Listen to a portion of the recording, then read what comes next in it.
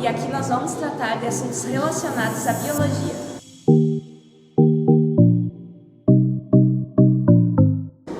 O chocolate. Essa delícia está presente no nosso dia a dia, seja através de barra, no bombom ou cobertura para bolos. Todo mundo já sabe que o chocolate vem do cacau.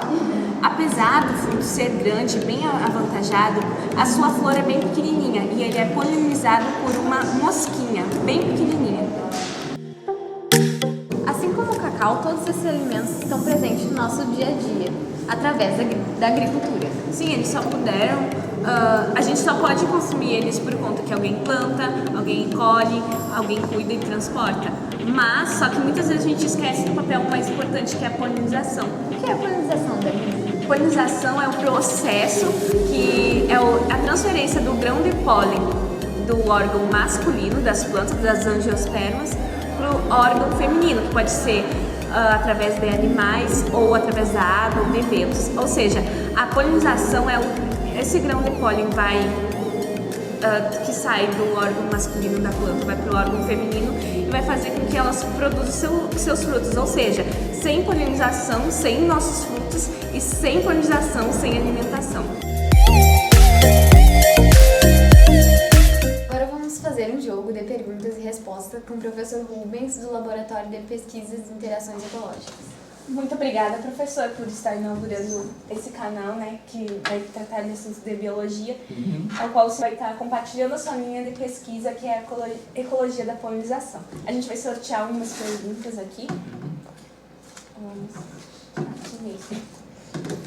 O que é polinização?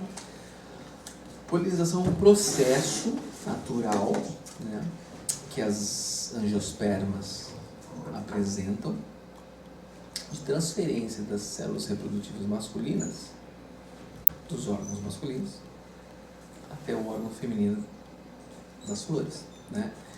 Ou seja, as angiospermas precisam que os grãos, as angiospermas nas plantas, tanto as gimnospermas quanto as angiospermas, precisam de que os seus grãos de pólen cheguem, atravessem um caminho, né, indo das estruturas masculinas até as estruturas femininas, o gineceu feminino. Só que esse processo, para organismos sésseis, para organismos que não se movem como as plantas, esse processo só ocorre através de um auxílio que alguns animais proporcionam, né? Mais de 85% das espécies de angiospermas precisam de animais transportadores, de vetores de grãos de pólen que vão levar esse grão de pólen de flor em flor entre os indivíduos de uma determinada espécie, né? Lógico, existe polinização por outros meios, né? Abióticos, por exemplo, como água, como vento. Mas 85% das plantas precisam de bichos fazendo esse transporte. O que são agentes polinizadores? Agentes polinizadores, então, são esses animais, esses bichos que fazem esse transporte, né, de flor em flor, dos grãos de pólen de uma estrutura masculina de uma flor até o gineceu, a porção feminina de outra flor, né? Agentes polinizadores, então, são esses animais que, através dessas interações mutualísticas, promovem esse fluxo polínico, e somente através disso que a gente tem o processo reprodutivo e a produção de frutos e sementes das angiospermas. Qual a importância ecológica dos polinizadores? Então, como eles participam de uma fase vital para a reprodução das plantas, né, eles atuam no ciclo natural de regenerações de populações vegetais. Se você pensa que uma floresta é composta por uma série de espécies de plantas, por exemplo, todos esses indivíduos que compreendem uma população de uma determinada espécie apresentam uma fase inicial. Os indivíduos crescem, né, germinam a partir de sementes, crescem, se tornam adultos, reprodutivamente viáveis, e uma hora morrem. Como esses indivíduos que morrem serão repostos na população? Como é que é a regeneração? Através de uma semente nova que cai naquele solo, essa semente germine e o processo se desencadeia novamente. Essa semente nova é oriunda de um processo que teve como fundamental participante um bicho polinizador.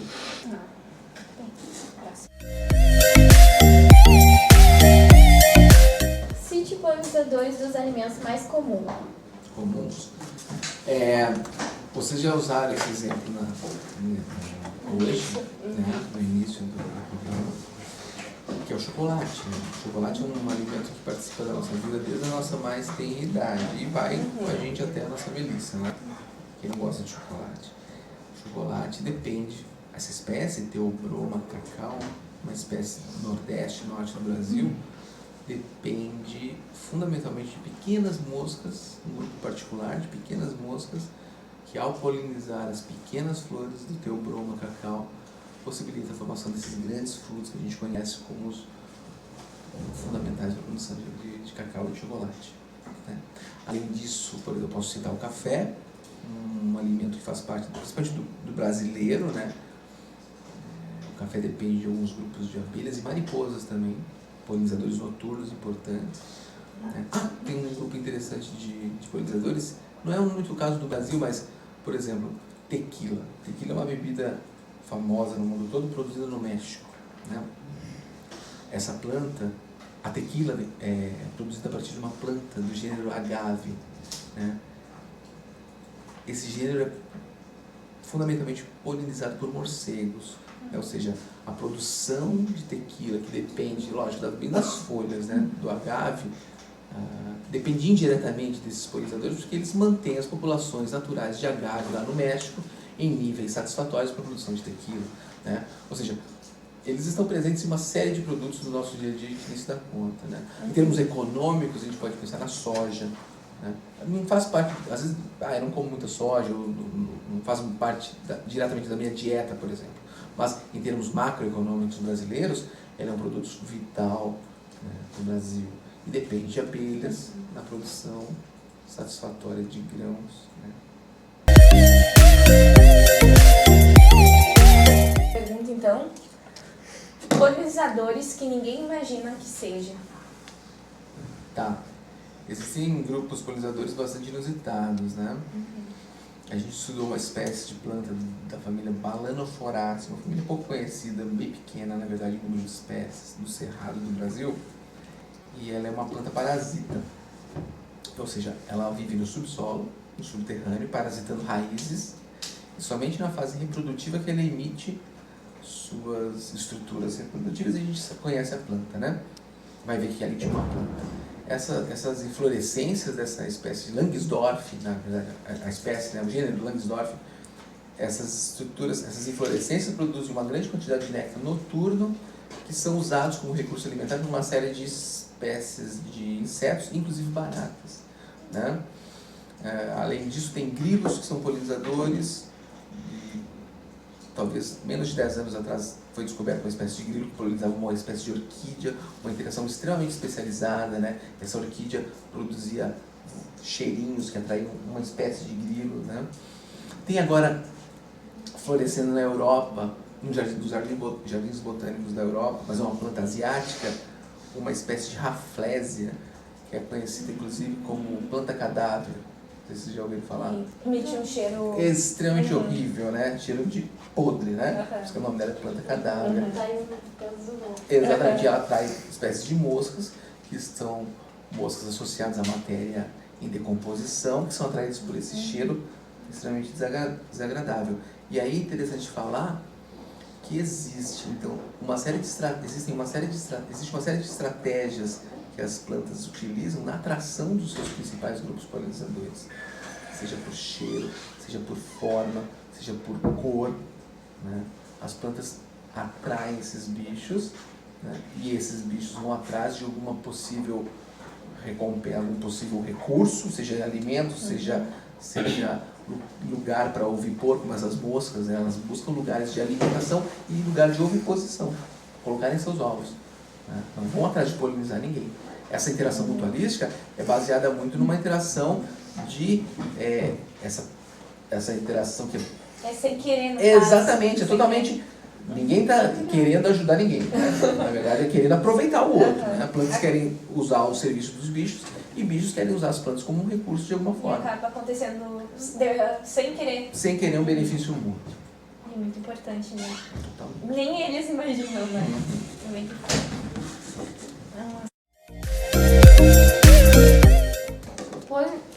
polinizadores, herbicidas e agricultura. Tá. Agora, a próxima pergunta. É um tema crucial de a gente debater. Como eu disse para vocês, o Brasil é um país que depende prioritariamente da agricultura, né? E é inegável que a gente tenha que manter produção adequada para exportação, para consumo interno. Ok, isso é verdade. Mas a gente tem que discutir, talvez, alguns parâmetros para essa produção, né? Existe um discurso, principalmente agora, né, nos últimos anos, que tem se acirrado nos últimos... É uma discussão antiga, mas se acirrou nos últimos anos. Vamos dizer assim, esse debate tem levado a um enfraquecimento da legislação ambiental brasileira decorrente dessa pressão de certos setores produtivos brasileiros que veem a agricultura como a galinha dos ovos de ouro. Isso acarreta o quê? Um aumento absurdo de área produtiva em detrimento de áreas naturais. Ou seja, cada vez mais usa-se, né, áreas que poderiam ser reservadas para manutenção de espécies nativas, seja de plantas, sejam de animais polinizadores, para a produção agrícola. Aliado a isso, a gente tem práticas extremamente inadequadas dessa agricultura convencional, práticas associadas ao uso indiscriminado de componentes químicos, né? Os agrotóxicos, pesticidas, inseticidas de vários tipos. Particularmente esse último ano a gente experimentou, a gente vivenciou um número de autorizações de compostos químicos a serem utilizados na agricultura que a gente não tinha visto até então, né? Existe uma indústria extremamente forte. Estão abusando disso. Totalmente. Existe uma indústria totalmente forte que está super interessada em vender seus produtos. E, por outro lado, você tem um grupo de produtores extremamente interessados em aumentar a sua produção, custe o que custar. E quem que perde nisso? Perdem as espécies que dependem de áreas naturais para sobreviver. Então, nisso você tem uma série de espécies de polinizadores, invertebrados e vertebrados, que pagam o pato, que têm suas populações dizimadas e tem espaços onde poderiam abrigar populações naturais dessas espécies sendo usados para a agricultura cada vez mais. Então, a gente perde das duas formas, porque quando a gente pensa em agricultura, se o produtor pensar que ele precisa, para manter sua produção desses agentes polinizadores, ao trocar áreas naturais por áreas de produção agrícola, a gente perde, e ele também perde, porque ele perde o principal parceiro que poderia incrementar a sua produção agrícola.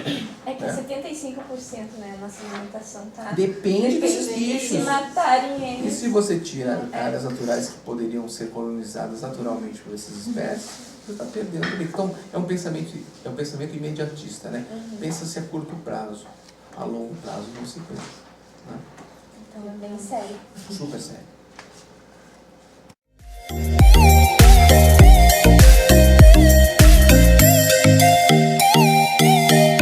Bom, o último assunto que a gente vai tratar aqui é as abelhas. Tá. É o grupo mais importante em termos de polinizadores, né?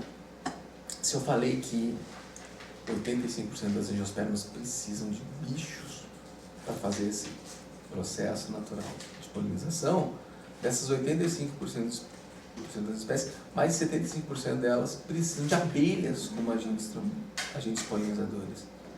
É uma participação muito grande, então. As abelhas, às vezes, não funcionam nem como o principal polinizador, mas é um polinizador que contribui de alguma forma para o aumento das taxas reprodutivas das plantas. Muitas plantas precisam de vários grupos polinizadores. Tem muitas plantas que precisam de abelhas, moscas e borboletas, por exemplo. Mas o que a gente tem evidenciado com os estudos é que normalmente as abelhas são altamente eficientes. O forrageamento, a gente chama de forrageamento, ou seja, esse trabalho diário de uma abelha em buscar recurso alimentar, seja para ela, seja para a colônia, ou seja para a sua prole, faz desse bicho um trabalhador voraz em busca de recursos alimentares e aí polinizando uma série de plantas, né? E quando a gente fala de abelha, normalmente o senso comum pensa sempre num tipo de abelha. Inclusive é um tipo de abelha, é um tipo de abelha associado a uma espécie exótica. Quando a gente fala de abelha, normalmente a gente pensa em Apis mellifera, né? Que é um bicho que foi... a gente pensa no mel, exatamente. E esse bicho, que o primeiro que vem à nossa mente, ele é um bicho que foi introduzido no Brasil, né? Não é daqui. A gente tem o resultado de um cruzamento de bichos africanos com europeus, né? Que resultou numa espécie extremamente produtiva em termos de produção de mel e também ela faz um papel super interessante em termos de polinizador. Porém, quando a gente fala de abelha, a gente tem um mundo absurdamente incrível, né, de comportamento, né, de padrões de comportamento, de formas, de tamanhos corporais. A gente tem abelhas solitárias, então a gente não sabe, né? A gente pensa que a abelha é um bicho colonial, que faz isso social, né, e ponto. Não, tem abelhas solitárias, tem abelhas parasitas, que parasitam umas e outras. A gente tem uma série de comportamentos super diversificados e presentes nas abelhas que pouco se discute, pouco se conhece, né? Além disso, a gente tem bichos super interessantes. Por exemplo, nós temos um grupo de abelhas particularmente bonito, que são as Euglossini. Euglossini são abelhas de médio porte, né, que são metalizadas, então parece aquelas moscas varejeiras, né? Tem coloração verde, azulada, e são bichos que têm um aparelho bucal extremamente longo, uma probóscide extremamente longa, né? São bichos que algumas espécies de Euglossini, os machos de algumas espécies de Euglossini acabam polinizando algumas espécies de orquídeas e outras plantas na busca de um recurso alimentar pouco usual, que são perfumes, né? Então tem alguns machos de Euglossini que não buscam nem néctar nem pólen nas plantas para se alimentar.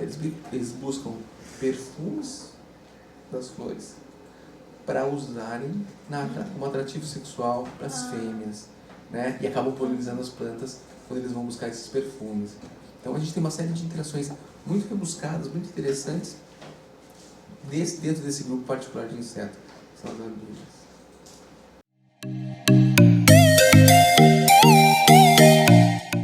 Bom, foi o último assunto. A gente quer agradecer a sua participação.